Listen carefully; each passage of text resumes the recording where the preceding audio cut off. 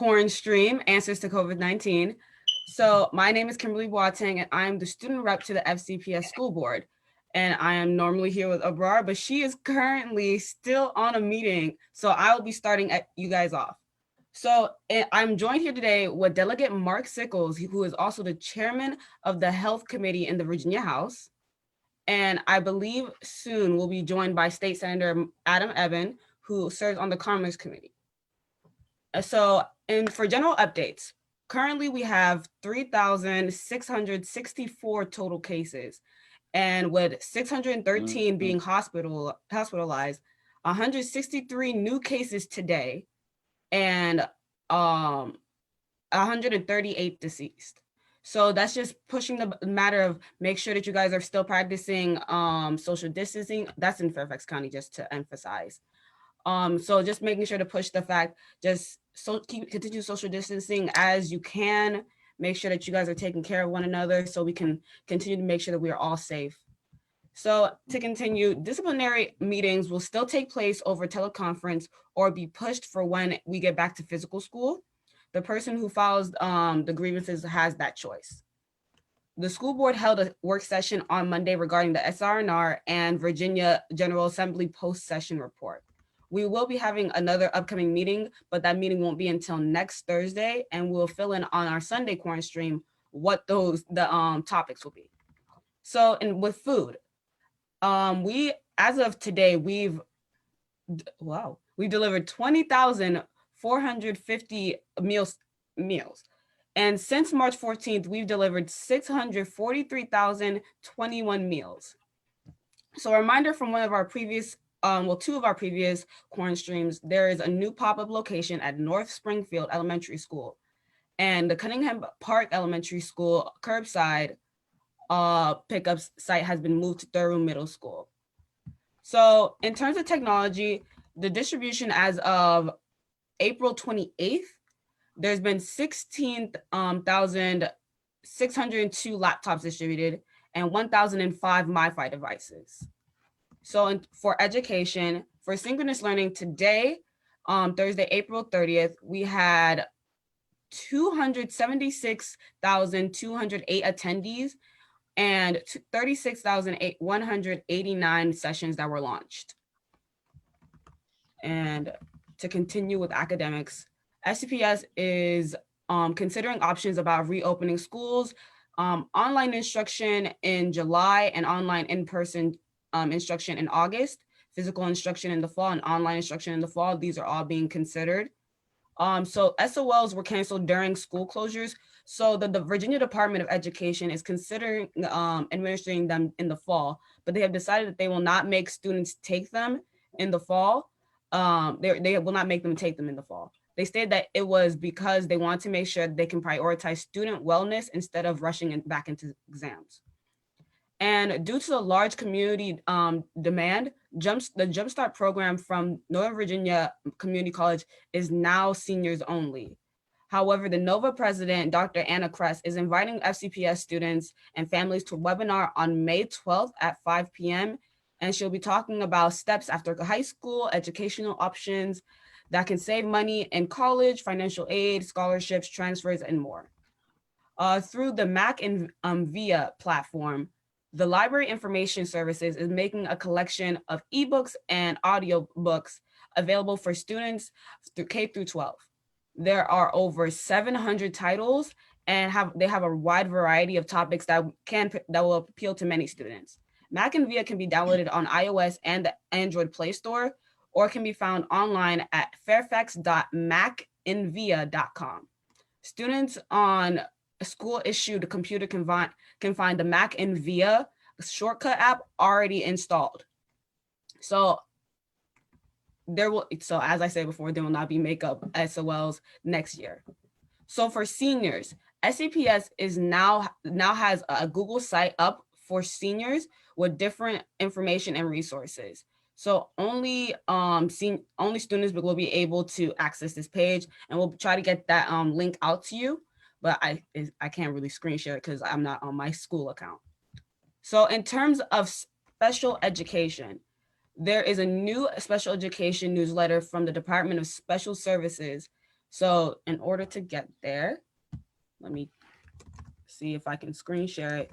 I haven't actually tested this one out, so I'm going to try and see if I can get this one to you. Give me 1 second. Here we are. So here we go. So from here, I'm on the homepage, and in daily updates, I'm not even sure if we'll be able to show it because the alerts page is gone.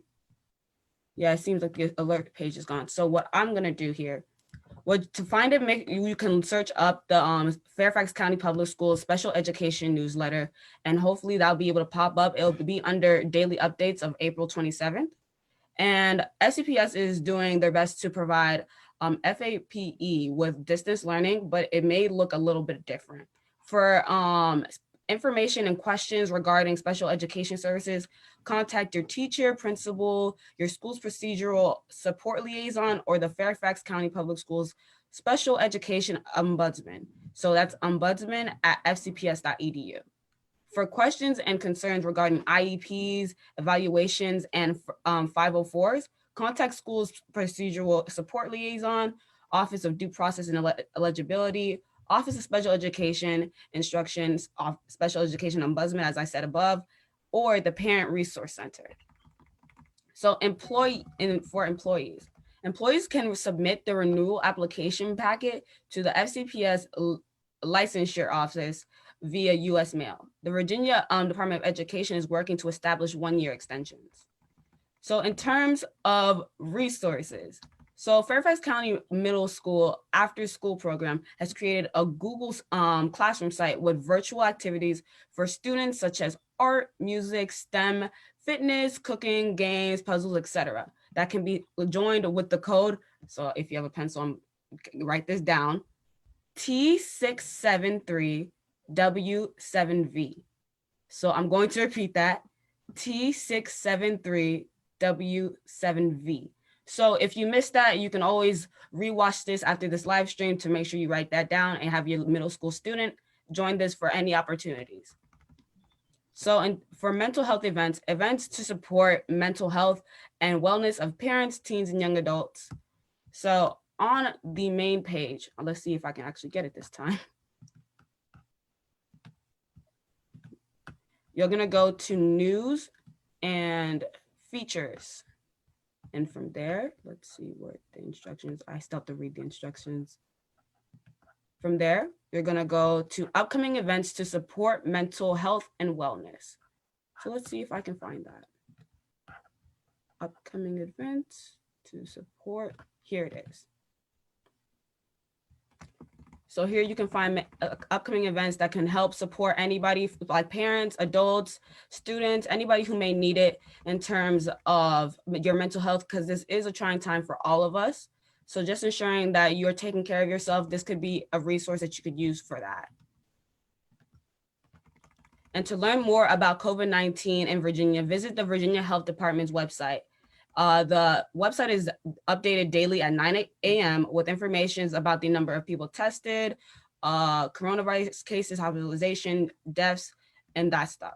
It also has prevention tips, resources, and support related to the coronavirus and other general information related to COVID-19 all around Virginia. The Virginia Court Services information. The court system's website offers many services online, and you can find on the Virginia government website. And FCPS has created a parent resource center. I kind of spoke to that earlier in the updates. That includes workshops, consultations, and other guidance. You can call 703-204-3941.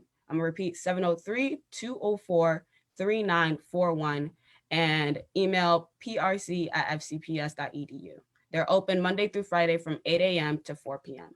And it looks like Senator Ebbin is joining us right now.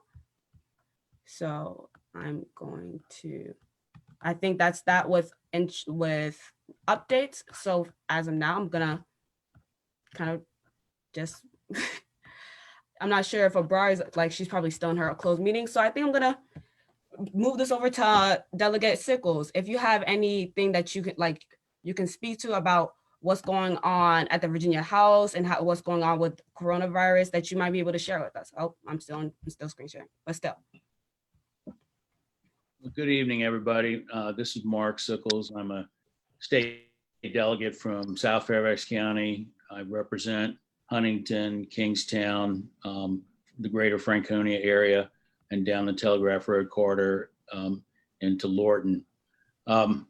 We were in a rocket session again. We do everything that we're going to do. This year was 1,200 bills plus a 2-year budget in 60 days. And frankly, we were crazy, and COVID-19 was not in our consciousness during that time. You know, in the 6-week period after session ended, we came back last Wednesday to handle the governor's recommendations and vetoes to the bills that went through into the budget. And I think everybody saw what precautions both the House and the Senate went to do that safely. It was pretty incredible. We met on in a tent with PPE on right beside the Capitol, and Senator Ebbin was down the street at the Science Museum. And you know, everything now is related to COVID-19 and a lot of the great things, but not the legislature so far has had a limited role in it, except if you consider that we had to, because of COVID-19 and the fact that it's devastating our budget, we had to freeze all the new spending that the governor proposed and that the legislature proposed in lots of areas that are very, very important, including education, including mental health, including substance abuse services, including housing, including you know, economic development projects, buildings in our college campuses.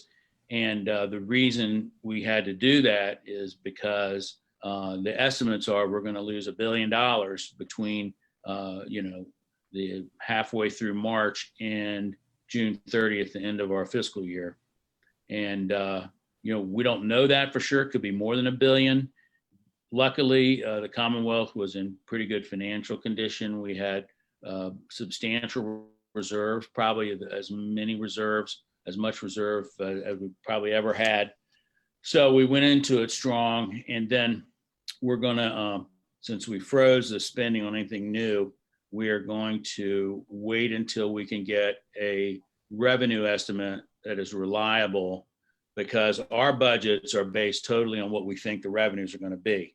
And right now we have no idea how long COVID-19 is going to last and what the impact on the economy will eventually be. But in a few months we might know, and we'll have a new revenue estimate done. We'll have economic advisors, and we have 2 different groups that help us figure that out, outside groups. And then we'll have to come back and spend according to whatever the new revenue projection is. And that could be, it's very scary about what it could be. And I could go into more detail on that maybe a little bit later, but hopefully it won't be as bad, so we can put back in some of the increases that we made on the areas I mentioned. But it could be so bad that we actually eat into what we've spent in the previous 2-year budget. It could be that bad. So it's a lot at stake. I can talk a little bit about, I'm going to take a break now and let Senator Ebbin talk, but I have been on the Health, Welfare, and Institutions Committee since I came here 17 years ago. This is my 17th year, and now I'm chairman of the committee.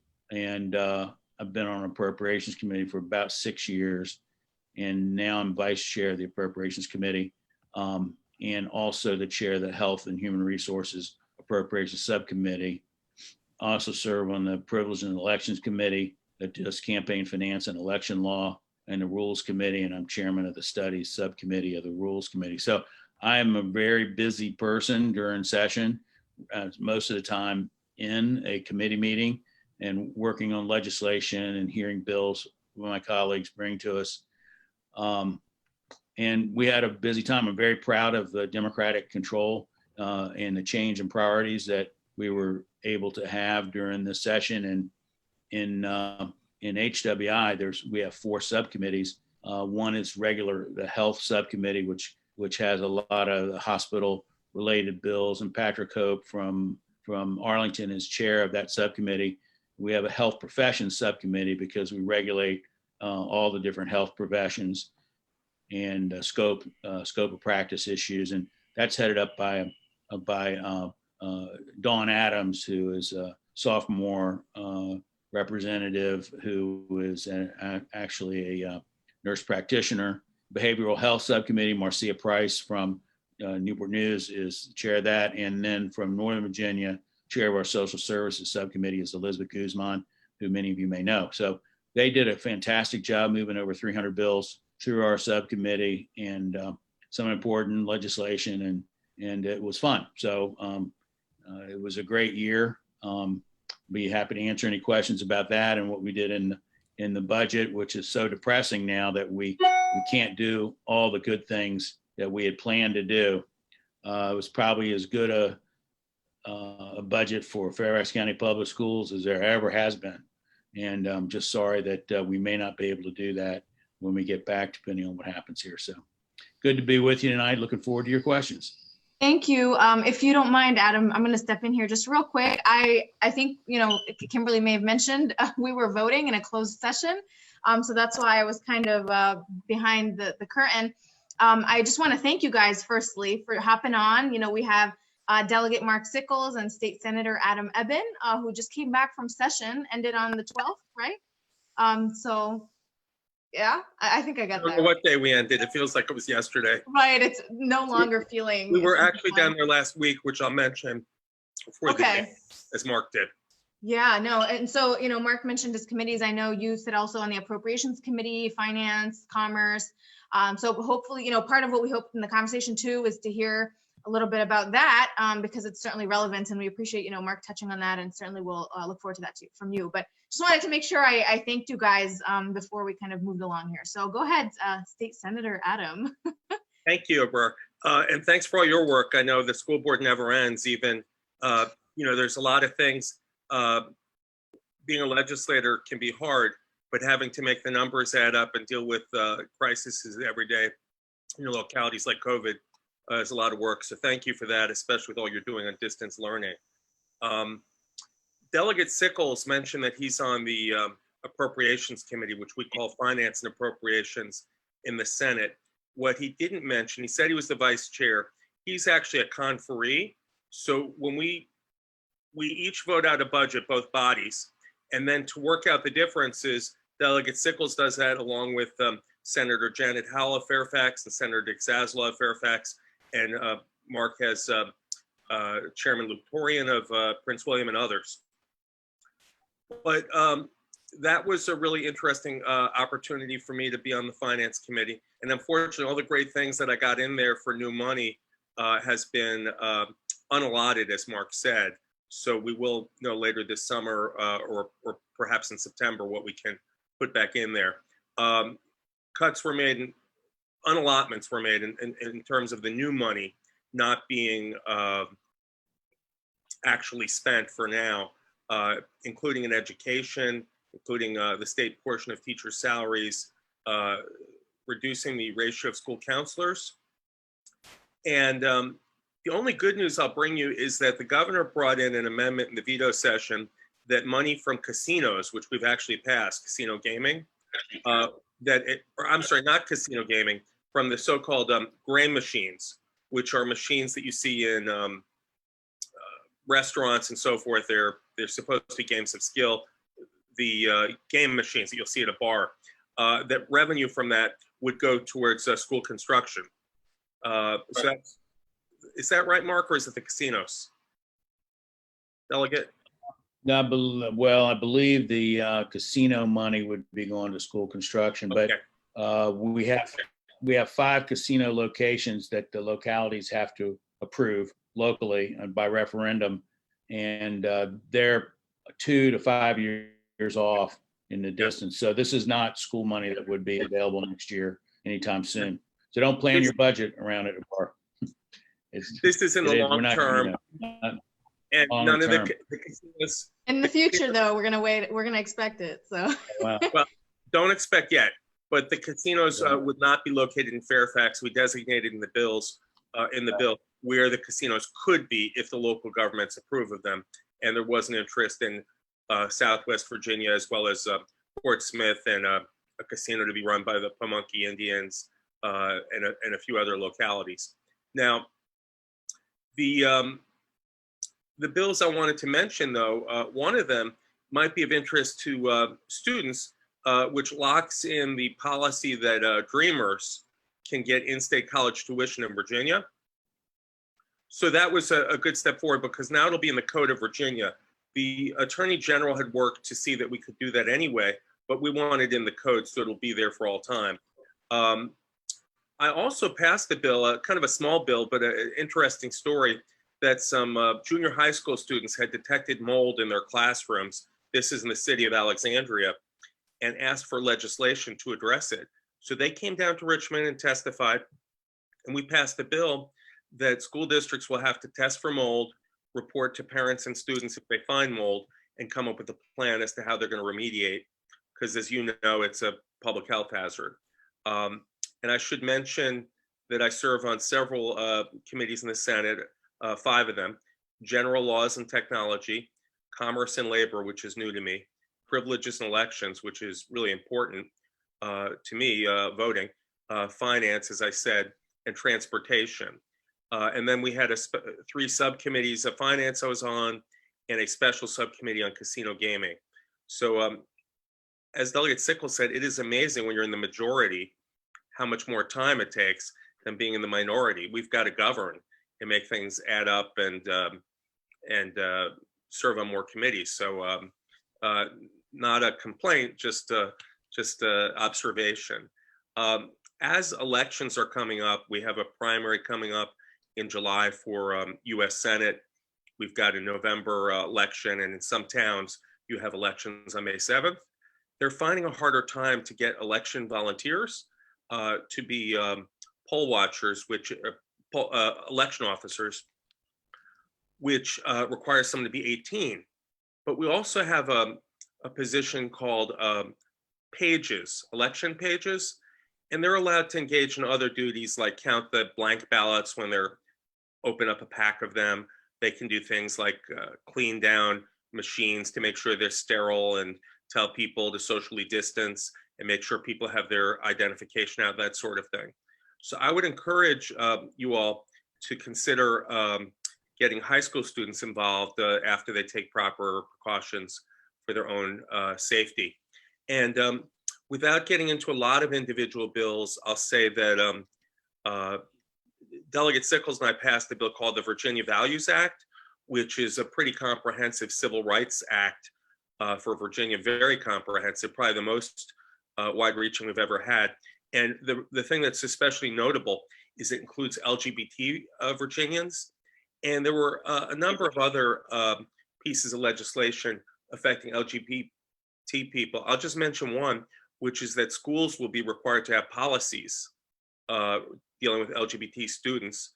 I'm sure Fairfax already has that, but it's nice to see it statewide. We passed legislation on gun safety, election reform, really a large transportation bill, dealt with the minimum wage, criminal justice reform, healthcare, reproductive rights. And I'll mention also, there's a number of labor bills, but one in particular allows for collective bargaining at the local level. And that bill will not take effect till May 1st of 2021. It's optional for local bodies and local governments. So it's possible that Fairfax County could choose to engage in a more organized and collective bargaining with your employees. Yeah, and on that, actually, that's something that, first of all, we look forward to pushing even further in the future. But yeah, I mean, in Fairfax, we made the decision as a school board to be supportive of that before it became, I guess, law at this point, or to be, in effect in the future. But we were really excited to support that as one of the largest employers in Virginia. And we're really happy to see that you guys did that. So just wanted to kind of put that out there for viewers who didn't catch it. Thank you. I think we could take questions if that makes sense, unless there's a particular area you want us to go into further. Sure. So thank you guys for the overview. I know there were a number of pieces that impact us as, schools. So for viewers and for folks out there, I would highly recommend you take a look at Monday's school board meeting, which we've showed you guys. You go on fcps.edu, click school board, and then go to board docs where you can find the presentations. This Monday was our legislative update. So we had specific slides on there about which of the bills that, State Senator Adam and Delegate Mark have been talking about that were passed that will be impacting FCPS as well. So take a look if you're interested. But yeah, let's open this up. Let's talk a little bit about COVID. I know, Mark, I actually, in between trying to hear, but heard you mention something about utilizing PPE and whatnot on a day-to-day for you guys. How has that impacted your work, and what are you guys looking at in the future? In how it may be impacting you, what decisions you're going to be making in anticipation of what's coming? Yeah. Sure. Mark, Well, go ahead. Well, I would just say that we just had to get ready to use it, and they provided us with really good PPE for our reconvene session on Wednesday. Who knows what we're going to need in the future? The whole country was caught really with our pants down, with so to speak, with not having PPE and being tied to foreign countries for the supply of it. And I think in the healthcare side, I can promise you we are going to be much more prepared for this type of attack that we're dealing with now in the future. I think that the face mask is going to be around for a long time. Personally, we cannot go backwards. I think Virginia's done a great job. Our relatively educated population here and wealthy population, so, generally speaking, we're the 6th or 7th wealthiest state in the country, and people have socially distanced, and we have seen it in the results not being as brutal here as it has been in other states. Knock on wood, and we can't go backwards. There's a reason for that, and that's because we followed instructions of scientists and doctors on what we should be doing. So we can't go backwards. I think we need to get used to doing our business, and when our economy opens up some, and when it opens up, as everybody says, it's going to open up slowly, and we are going to have a different way of living. And until this is wiped out, until there's a vaccine, until there's a therapeutics to deal with it, all those things. So I don't know the answer to that question fully. I'm just predicting that it will be with us for a long time, and we will probably take up the question of how much we need to do as a state at our special session that we're going to have. And we don't know when that is yet. Mentioned earlier, we're going to have a good revenue estimate. And so people are thinking maybe mid to late August or even in September. So we'll come back to that. And we do not want to leave any of our healthcare workers or people that deal with the public in our grocery stores and, our EMTs and our first responders not having all the proper equipment they need. So we'll definitely pay attention to that. Thanks. If I might add, Fairfax qualifies uniquely for federal aid directly. The state has gotten billions of dollars in federal aid, or will be getting it, but Fairfax has gotten their first stage of aid. And I think that's going to allow you all to respond, perhaps in a more flexible way. And I know that you've got unique challenges with the schools next year, distance learning. Hopefully schools will open on time. As you know, we're under a state of emergency called by Governor Northam, and he had directed that the schools stay closed till the end of the year. The governor has recently talked about some of the criteria for reopening our economy and has talked about doing that in stages. And four of the key components to consider reopening are 14 days of declining cases in Virginia. And I was just looking at some notes I had from some time ago. It was a number of, I guess it was a week ago, it was 57-47, and it's much higher now, or substantially higher. And not only 14 days of declining cases we need 14 days of declining hospitalizations, as well as adequate PPE And those are some of the benchmarks the governor has set. Delegate Sickles talked about essential employees. And we know that in Fairfax County particularly, that the Latino population is 3 times more likely to have COVID than their population at large. In other words, if you're Latino, you're 300% more likely to get COVID than perhaps other people.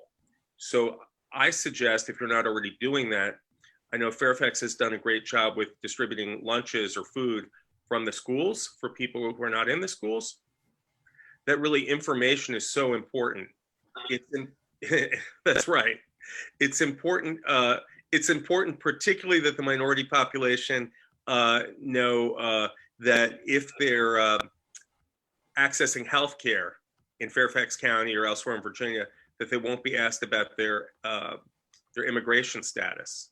So that's one thing I wanted to encourage you all, if you can, to share information or health information of whatever kind beyond what's already being done.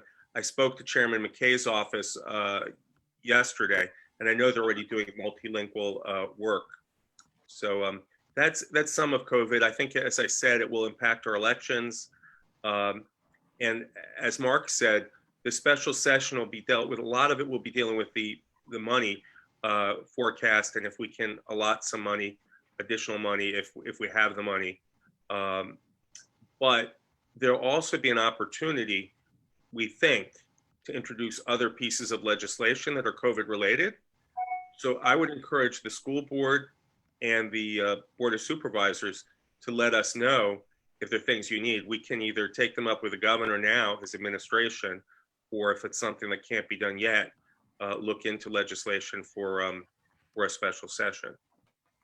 Yeah, no, absolutely. I mean, that, COVID has been one of the things that's exposed so many of the gaps that exist. So certainly looking forward to kind of spending some time to study that and then propose whatever with our partners in the House and Senate, what will bring us forward in general and avoid something like this in the future. So appreciate that. And yeah, with the food program in particular, for now, luckily families are not necessarily being asked anything. And I think Kimberly reported earlier, several 100,000 meals being distributed so far. So it's ongoing. Was it over 600,000, right? Kimberly, Yeah. I'm pretty sure. In total, over 640,000. Yeah, so it's ongoing. It's a big cost for you all to bear. It's massive. I mean, that's been, luckily though, there have been certain things that have also been savings, electricity and gas and things like that for buses. So we're trying to balance that out and figure out, while being conservative, of course, because we're currently in our budget planning season. Sure. So yeah, but no doubt it's been expensive, but there have been incredible partners too, actually, from the community. So working with Chairman McKay and everyone in the Board of Supervisors, with nonprofits and houses of worship who've really stepped up and have been serving thousands of meals, so, and even local businesses, restaurants and whatnot. Anyway, so I did want to ask, so you were talking about, continuing to monitor the situation, waiting on updates on the budget from a state level. You guys are out of session now. So what is that going to look like? Are you guys perhaps considering emergency sessions or something? I mean, what are you guys planning ahead? And then we have some live questions too. So I'm going to go into those right after this. Sure. As Mark mentioned, we anticipate a special session to be held presumably in August or September. Really we need to know how much money we have to spend and get an update on that. And the way that works is the governor can call a special session, which he will, in my estimation, or 2/3 of the General Assembly can, which is not going to happen. The governor will call us into session when we're ready. And then the General Assembly decides what we want to deal with, whether it's just spending for COVID or whether it's wider than that. And I anticipate it would be wider than that, but there's also the health of our members to consider. When we had this last week, we had what's called our veto session, as Mark mentioned, where we considered the governor's amendments and his vetoes. He vetoed one bill, but mainly it was amendments. Great, thank you. So we have a number of questions here. One of them actually was specific to something you mentioned, I think, Adam. So do the Pamunkey Indians mind that label, or do they prefer Native American? I'm not sure if you wanted to address that, but Is that how you guys address them in the state? Yeah, I believe that's, I guess it's Pamunkey Tribe, but I've not heard objections. That's what they've been called, but I don't know what Chief Adkins prefers, but Right. I guess it's tribe would be the proper nomenclature. Okay, I'm trying to pick through here. Let's see.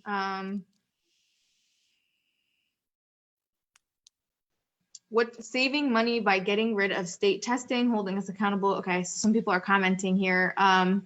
Just let me see real quick. So there are a number of questions on education and schools staying open and closed and whatnot. Obviously, that ultimately is the governor's decision, but maybe if you guys can comment as legislators and people who, you know, constituents have more intimate access to, whether you have influence on that at all, or whether you're in collaboration with folks, you know, in what you see on the ground regarding the shutdown, closure. Sure. The administration, the different secretariats, has a call with Delegate Sickles and I once a week now, where we talk to them and submit questions. We have access to the cabinet officials, so we can talk to them if there's ideas, trends, things that are at the ground level that our local school boards or community is seeing. But ultimately, things in a state of emergency are the governor's decision within his powers. Yeah, absolutely. Wanted you to clarify that for the public. Yeah, we try to make the laws the best we can and make them so they're easy to execute, but we elect the executive branch of government to actually run the government, and the governor does have powers, as Senator Evans was saying, under his Emergency Powers Act, and that's what he's used in this crisis here.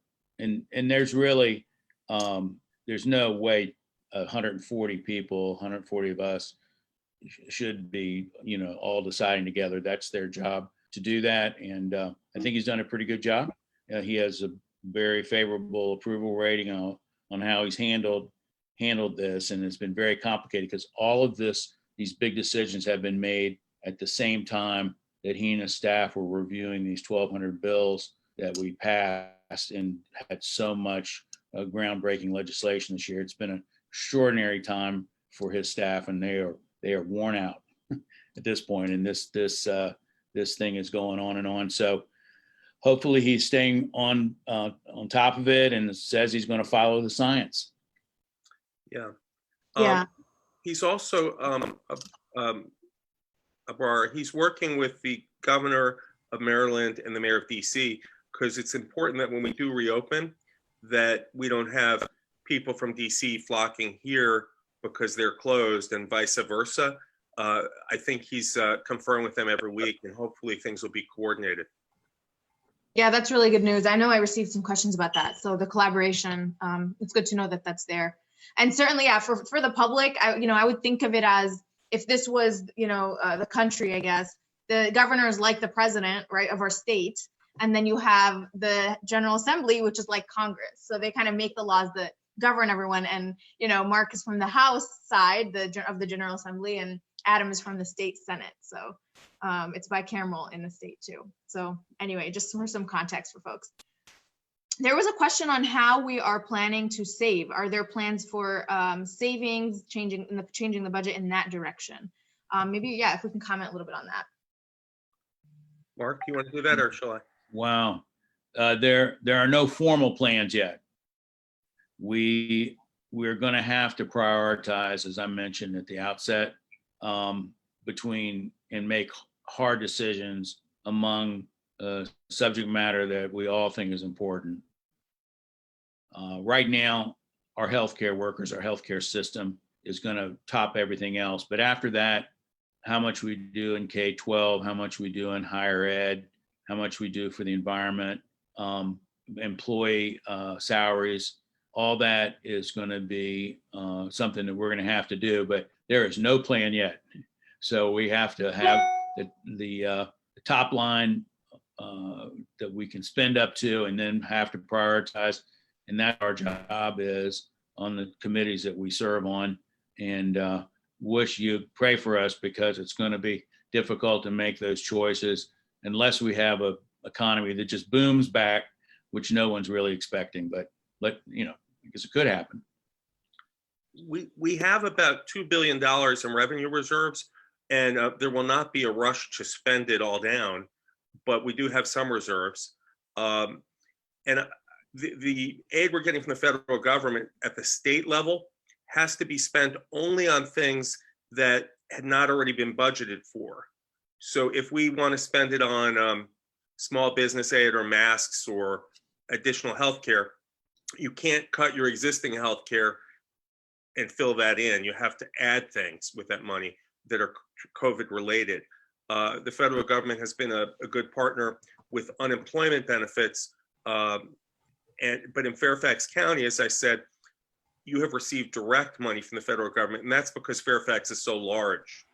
The federal bills that have been dealing with recovery have said if you have more than, I think it's 500,000 citizens, that then you can apply directly rather than through the state. Right. Yeah, And if I could make an editorial comment to what Senator Ebbin said. We have to only spend on things that weren't budgeted, but that's really very difficult to do when the bottom is out of our basic budgets, and we're hoping for some relief from the federal government on that point in their fifth response bill. We would like to have some of the strings unattached to this money that we have now from the federal government, which we can't spend. It would be helpful on many different scores, but hopefully that will happen in the next bill. And the Speaker of the House, Nancy Pelosi, is focusing the House's attention on state and local government in the next bill, if there is a next bill. But that is what she's working on. Hopefully she'll give us some relief, and the U.S. Senate will go along. Yeah, no, I appreciate those thoughts because, on the local level, we're waiting on so many decisions that are coming from the state and federal government that are trickling down and constantly being updated. Yeah. Cool. So we have a question related to this. So it's, is there a way that constituents can have a say in what happens at the House or larger government? So essentially, right, the General Assembly, obviously each of you represent them somehow. So maybe, I think, Mark, I think you mentioned where you are particularly representing. I don't know, Adam, if you had the chance, maybe if you can share that too. And then how can they reach you? How can they reach folks in the General Assembly? I know each of you has your own constituent services, of course, but maybe hearing it from you guys will be helpful. Sure. I represent in South Fairfax County, part of Mount Vernon and part of Lee District, and I overlap with Delegate Sickles. I also represent a substantial amount of the city of Alexandria and part of South Arlington. But in Fairfax, it's mostly along the GW Parkway, and then along the Huntington Metro. It crosses over into the Lee District, and it's a bit of a odd shape. Telegraph Road and Franconia Road, sometimes different sides of the road, but if that makes any sense to folks. In terms of reaching our offices, we both have legislative staff who deal with constituent issues and help make sure that we're communicating well with our constituents. My office email for those in my district or others who need to share an idea with me is district30@senate.virginia.gov, and I'm going to type it in here so people can see it. I can edit in the description of our video. I'll edit that in so you guys know where to reach them. Okay, and I would say in terms of how people can be involved, sharing right now, I think, and Mark can correct me if I'm wrong, with my office at least, we're getting more questions about services and constituent problems about accessing certain kind of aid or unemployment, that sort of thing. And we're happy to help with that. Some of it's about state regulations that have been relaxed, or that people want regulations that have been relaxed that either the governor cannot relax or has not decided to do in the interest of health. But let us know if there's some kind of state regulation that you think could be relaxed to make things safer or help our economy do a little bit better. Let us know. And Also, let us know if there's other issues you've got. A lot of the aid that people are getting, like the Payroll Protection Act and certain federal loans for small businesses, is at the federal level, where our congressmen and senators can be most helpful. But if you don't know, just feel free to let us know and we'll point you in the right direction. Ultimately, though, for influencing policy, let us know what you're thinking, what your ideas are, and sometimes that's how we turn things into the best legislation. Great, thank you. And I will attest to the fact that generally folks are pretty accessible. You can think of who you can access depending on what you're looking for, local, state, and national, right? So as you touched on, if it's federal, that's where you think of your congressperson. Generally, when you think of government, that might be the person that comes to mind. But each of you is also represented by a delegate and a state senator. So depending on where you live, it may be Adam and Mark, it may be someone else. But make sure you kind of look that up. I know that fairfaxcounty.gov/myneighborhood is a place where you can put your address and you'll find out who that person is for you. And then, so that's if you have state kind of concerns. And if you have local concerns, of course, you have people who represent you on that level too. So you have the Board of Supervisors, there's the chairman who represents everyone countywide, and then you have somebody from your district. And of course, if it's a school-related matter, education, you have your school board.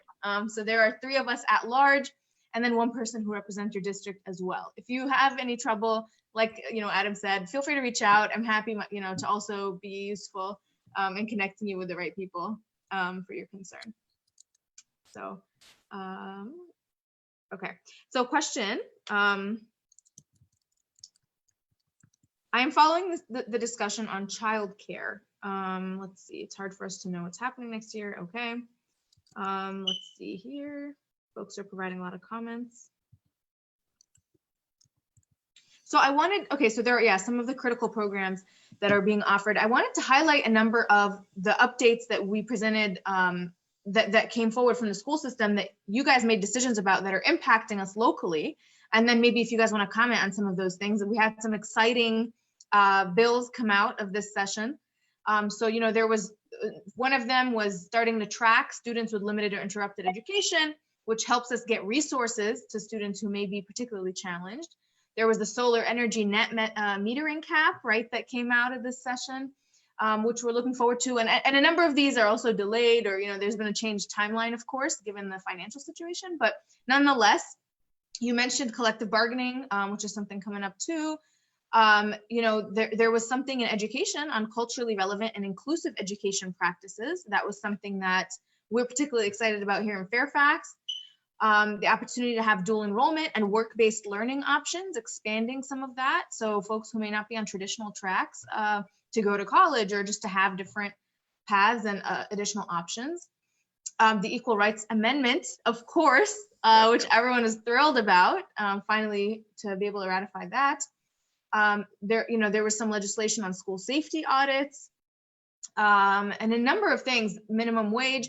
There was also school counselors, right? So there was the ratio piece that you guys, we had more ambitious goals before, but now, slowly getting ourselves there. Student discipline with dress codes and school boards, mental health awareness training, having that there was a piece of legislation on that. Not sure if any of you guys were involved in any of these in particular, but certainly voted on these various matters.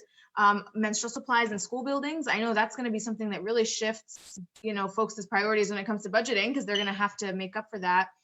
Lockdown drills, I can go on. There's a long list, and folks can see the whole thing on board docs. But I don't know if you guys wanted to comment on any of those in particular, and what it took to get there. I know some of these were many years in the works with activists who've been trying and putting things together. So I'll give you guys the opportunity if you want to comment on any of those that have been presented on Monday. I don't want to be too partisan here, but almost every bill you read would not have passed had the majority not shifted in both the House and the Senate. And a lot of those things were things we've been working on for a long time. The bill you mentioned about culturally relevant and dealing with like the Holocaust, that was my bill, and it was a pleasure to have that one. It was not, most of I don't remember the exact vote, but most Republicans voted against it. I hate to say, but some did. We got a few votes on that. And I look forward to what comes out of that from the State Board of Education to help localities better define these programs and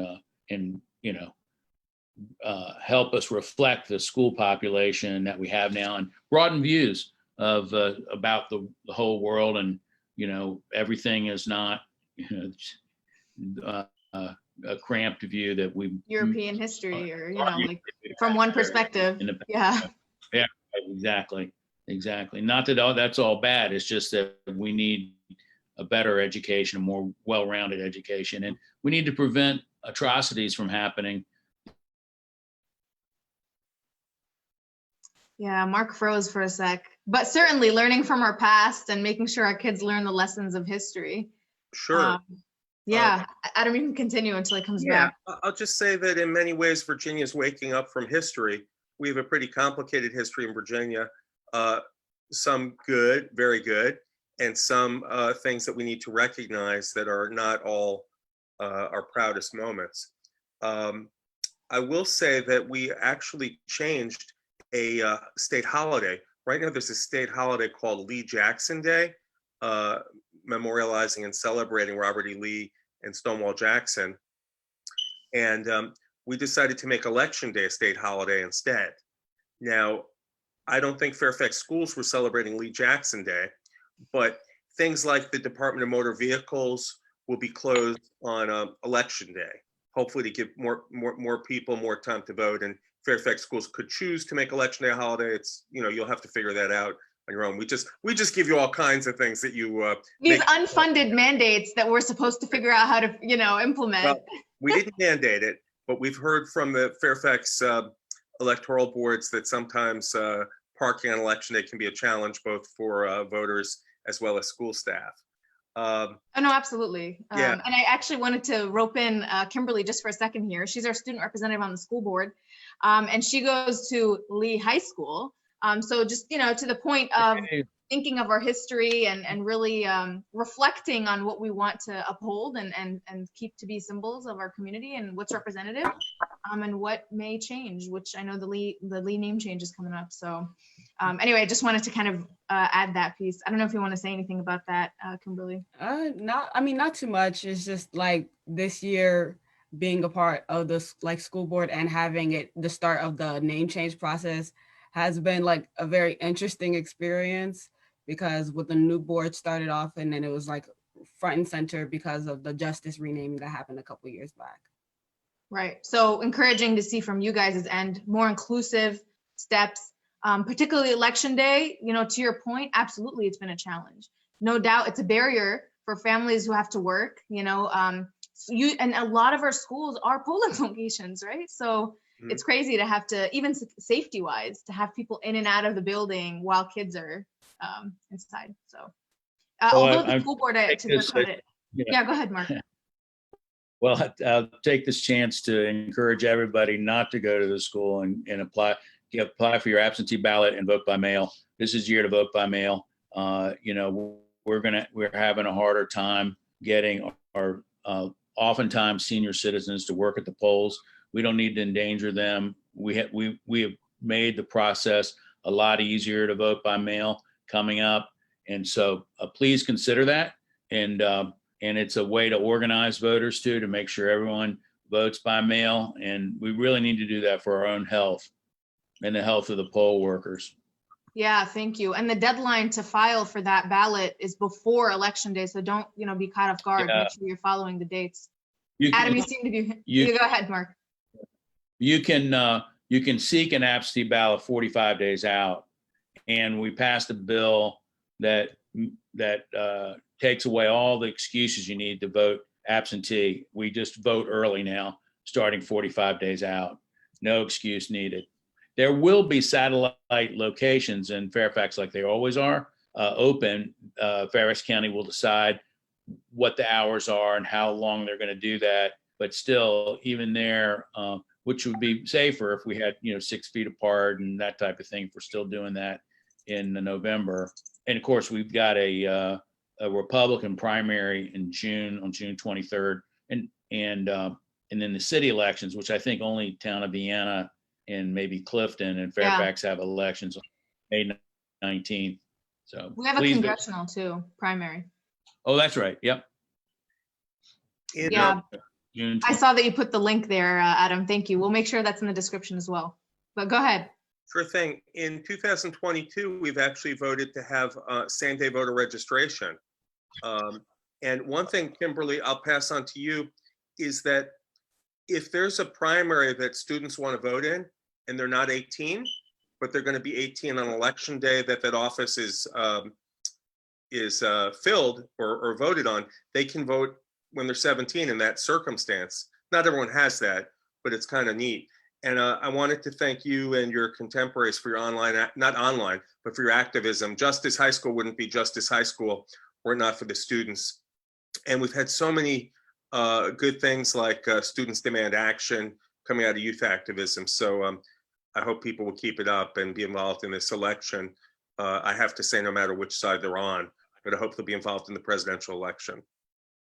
Yeah. I didn't have to say that, but I try to be bipartisan, but I have a very strong preference, and I hope students will do what's right. It shows. No. Yeah, no, for sure. So we have an additional question here on mental health supports. I don't know if you guys want to comment. I know I mentioned earlier there was a bill in particular on some supports in addition to the counseling piece. I don't want to put any of you on the spot, but maybe if you want to say anything about the conversations you guys had surrounding that, or the importance of what was passed. Remind us can you be more specific about the bill? Yeah, it's Corey and Deeds, mental health awareness training to require each school board to adopt and implement policies that require each teacher and other relevant personnel to complete a mental health awareness training or similar program at least once. And then of course there's the ratio with the counselors piece as well. Yeah. Well, now that you gave us the answer, it's pretty easy. But no, that was one of the bills that I think comes up, and that it doesn't have opposition or much opposition, but it's important especially for students, people counseling students and teachers, to be able to spot signs of kids who need extra counseling or intensive counseling. Yeah, and I'll add to that, when we think on the school level, for the person who asked this question, even some of the best school divisions in our state, Fairfax County being one of them, are far away from best practices on some of these ratios. So getting pressure on the state level can be really beneficial in kind of forcing us to prioritize some of these pieces. So I appreciate that. And I've been an advocate for this. I know Kimberly is also passionate about making sure kids have these supports. So I appreciate that question, and certainly will continue to update you guys in upcoming streams about what resources are available from the school system. One of the things we need to work on is a school psychologist, which we don't have enough of generally in the state, and also school nurses, which are stretched over several schools in some places. And so one of the things we're doing at the community level is trying to provide more mental health services at our community services board. That's an access point for when a person is having troubles. And we have our own psychiatrists and psychologists that work there. And we also our mental hospital, our state mental hospitals are operating almost at full capacity now. So we have programs that we were funded. Hopefully we can put the money back to help get people who don't need to be in the mental hospital out of the hospital and into permanent supportive housing. And we put a lot of money in the budget in the transition period, in the transitional housing, to go from the mental hospital to an endpoint at permanent supportive housing. And a lot of money, we had a lot of money in housing in there, and it's just sad that that is unallotted now or frozen right now. So having uniform behavioral health standards and response and services across the Commonwealth is very much needed. We don't have all we need in the rich part of the state. In Northern Virginia, there are some parts of the state that don't have anything. So we're trying to bring the standards up across the state. Yeah, no, I appreciate you mentioning that, particularly the community service boards that are out there for folks. I'll add, on the school level, If anyone needs anything, there are half-an-hour appointments you can sign up for on the website. We've shown in our previous streams how to get there. Happy to walk anyone through. In addition to Crisis Link, which is, a hotline from the county that's available, and a national crisis line as well, disaster relief crisis line. So be sure to kind of seek out the resources you need and be in touch with us if we can be useful in connecting you to any of that. So I do see that the time I've, kind of committed you guys to is coming here to an end. So maybe as we move forward, just give us your word of a word of hope and looking ahead, that we can kind of uplift folks and knowing that I'm confident that we have some public servants here that have been partners in the work in uplifting the values that we want to see in our communities and on the state level. So I look forward to kind of seeing your leadership here moving forward on the state side of things. And we're going to be waiting for that to see what updates we get on the county level. But really proud to see the leadership coming out of our community here and under you guys. So thank you for joining us. And I'll leave you guys to kind of give your final remarks to the community. Thank you. First, I want to correct myself. My Cracker Jack legislative aide sent me a text during this telling me that he had drafted legislation to officially designate the Pamunkey Native Americans as the Pamunkey Indian tribe, which is apparently how they want to be. And we had another delegate introduced it and it passed. So the Indian tribe is the correct designation. But on the words of hope, the social distancing and what people are doing is working, and we know that the rate of increase is of new cases in Virginia. The increase level has started to slow down. Further, we know that the bed capacity and the things that we feared at worst case have not taken hold yet, and maybe won't at all. So what people are doing and being responsible is super helpful. And I've been amazed at the acts of kindness that I've seen in the community, from little kids making posters about everyone staying safe, to a group of high school kids getting groceries for their older neighbors who maybe can't do that, or people at high risk. And it just is helpful to us as well to hear what the community is needing and your thoughts. So thank you for those who've been in touch. And in this time, Zoom activism or Zoom meetings seem to be everywhere.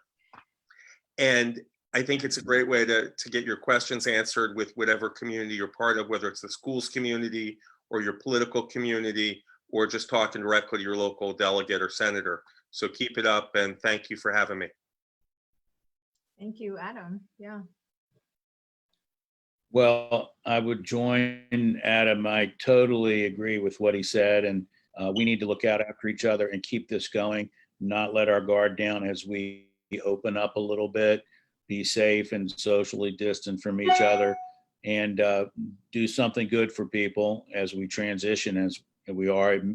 I don't know how long it will be. I don't want to be, this is not a hopeful sign, but this could go on for a long time. So let's make the most of it. And take care of everybody and make sure people get the food they need, and somehow get the rent paid, and hopefully talk to our federal federal legislators, which I did, to try to get to explain what we're going through. They're the ones who can actually print the money. We can't do that. We can only spend money that we have. And so we hopefully that we can be better partners with them. And I think that's coming. So that's a hopeful sign. I think we're going to have a better partnership with the federal government as we go forward here in the next little bit. I appreciate what they've done so far, but to finally put an end to this, we need their help in the science area and in the human services area, and just to keep our essential workers. We found out that we have a lot more essential workers than we thought we did. And a lot of them are at the lower end of the pay scale. They're essential. We need to take care of them. That's exactly right. Thank you so much. And channeling our frustrations productively. And hopefully, we're here to be accessible and responsive. We'll be putting how to reach everyone in the description. stay tuned. You know, next time we're going to have somebody from the Department of Family Services, in addition to my colleague from the School Board, Rashna Sizemore-Heiser, to provide school system updates and answer further questions, and hopefully tell you about some of the resources that are out there. Again, thank you, State Senator Ebbin and Delegate Sickles. It was a pleasure having you, and we'll continue to fight the good fight. So until next time. Thank you, and thank you.